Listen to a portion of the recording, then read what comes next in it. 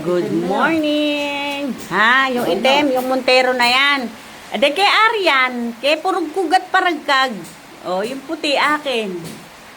Si Jilly Ascara. Wala na pong ano yan, Ascara na yan eh. Wala, puro ang lumalabas eh, ano eh. Yung Blu-ray at saka yung Okabango. Pero po yung Ascara na yan, wala. Lumalakas po ang ulan. Good morning, good morning. Ayan po, napagdiskatahan ni Lolo B. Ba't daw nandito pa itong mga kahoy nito? Ano? Ah, hindi lang nasagad din eh. Eh, mali yung pagkakapark ni Brian. Dapat dun yung sa dulo eh. Dun oh. Doon sa, o kaya sa unahan ng kotse ko. Eh, motor ni, ano yan, ni Bokteng. Yung pinamamasok niya nung araw dyan sa Fatima University. Inuwi niya rito. Yan. Si Lolo B po kasi, yung mga bakuran niya, lagi niya sinisilip. Si Lolo B po kasi, kay Lolo B po ako nagmana ng komportable. Kasi po, lahat po ng nagiging bahay namin, maluluwag po. Maluluwag ang loob. Maluwag ang sala, maluwag ang kusina. Yung wala pong partisyon.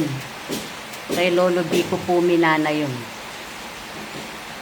Yung ganong style ng bahay na maluwag sa loob. Pati po sa harapan. Gusto niya po kasi ang harapan ng bahay niya maluwag. Yan po. Sa totoo lang po, bahay po ni Lolo B ito. Ito po yung kanyang pwesto talaga. Itong kinatatayuan na rin malaking bahay na to. Na pomo po kaming dalawa ang magkasama sa bahay. Natural lang na Palayasin ko na rin. ha? Natural ka mo, palayasin ko na rin. Ba't palayasin ka? Baka ako palayasin mo. Ha? Di kaya? Palalayasin mo yun. Oh. Aba, ito kunwari ka pang binigay mo kay Bokteng, siguro talagang ito yung akin eh, no? Yan. Hindi, sa totoo lang po kasi maliliit pa lang yung anak ko, 3 pa lang eh. Kasama na ako ni tatay sa bahay niya. Kaya po, ha? Pagkakayang-kaya ka na, daw ka lang sa isang tulog. Sino ba? Ikaw?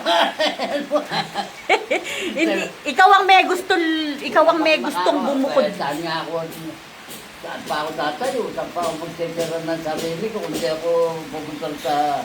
Hindi, sa totoo lang, dati naman tayong magkasama sa bahay ah. Bakit, ba't umalis ka? Ba't gusto mo na sa labas ng bahay na to? Kapatid ni Marlene. Yun lang guys. Ay, hindi, pamangkin ni Marlene. Bye guys.